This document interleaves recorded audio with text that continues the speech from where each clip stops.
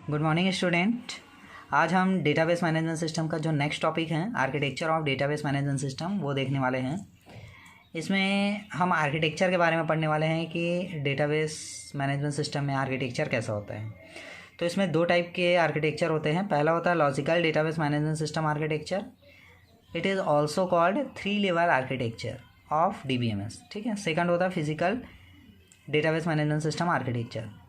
तो जो logical database management system architecture जिसको 3 लेवल आर्किटेक्चर कहा जाता है, उसमें 3 अलग अलग लेवल रहते हैं, इस वजह से उसको 3 लेवल आर्किटेक्चर कहते हैं।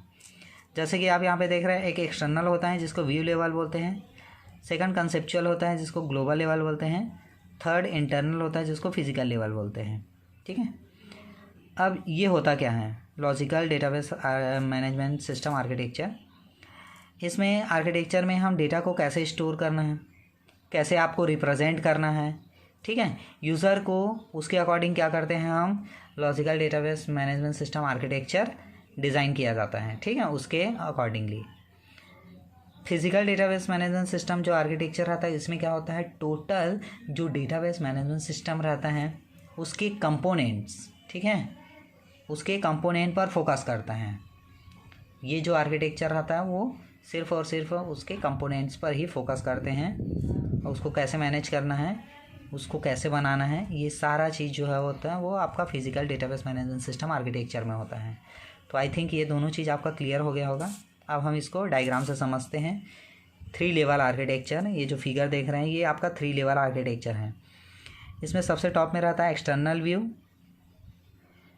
उसमें रहता है आपका यूज़र, डिफरेंट टाइप के यूज़र रहेंगे, user 1, user 2, user 3, many number of users रहेंगे। उसके नीचे कंसेप्चुअल लेवल, उसके नीचे इंटरनल लेवल रहता है, उसके नीचे फिजिकल डेटाबेस रहता है। इसमें होता है यूज़र व्यू। ठीक है, user view level. User level में क्या होता है, यूज़र को एक्चुअल में कौन सा डेटा एक्सेस करने देना है और किस टाइप का डेटा एक्सेस करने नहीं देना है, ये पूरा इन्फॉर्मेशन रहता है आपका यूज़र व्यू लेवल में। सपोज़ एक एप्लीकेशन है, उस एप्लीकेशन में यूज़र के जो इन्फॉर्मेशन है, बेसिक इन्फॉर्मेशन, हम उसको क्या करेंगे शो कराएंगे यूज़र को। ठीक है, और जो इन्फॉर्मेशन उसके लिए नहीं है, जैसे कि टेबल में कितने व्यू है, मतलब कितने कॉलम है, कितने रो है, कहाँ पे स्टोर हो रहा है, ये सब चीज़ इन्फॉर्मेशन हम उसको शो नहीं कराएंगे। नेक्स्ट होता है कंसेप्चुअल लेवल। ठीक है, कंसेप्चुअल लेवल में क्या होता है कि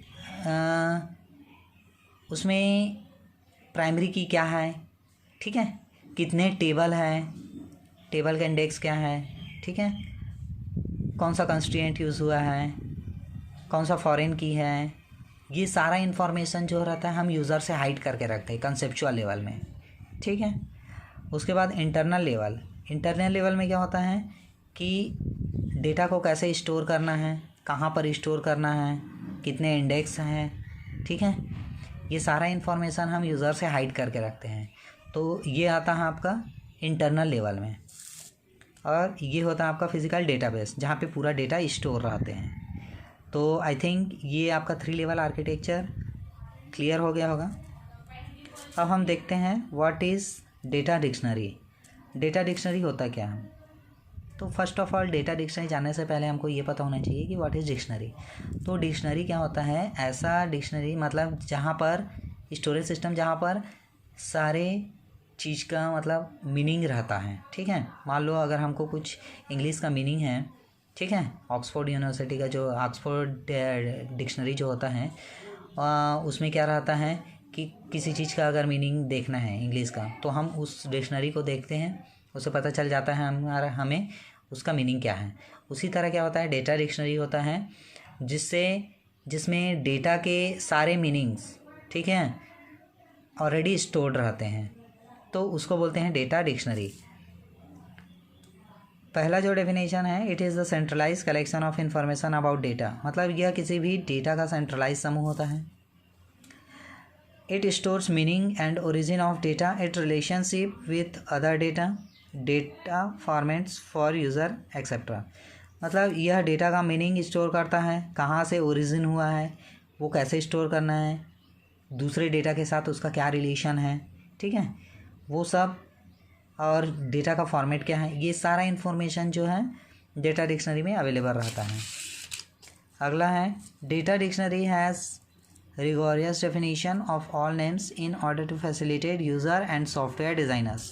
तब इसके बहुत सारे मीनिंग होते हैं, इसके बहुत सारे नाम भी होते हैं, जिससे यूज़र को वो सारी फैसिलिटी मिलता है जो वो चाहता है, ठीक है, और डिज़ाइन टाइम में उसका हेल्प करता है। नेक्स्ट है data dictionary is often reference as meta data. Meta data means data about data repository.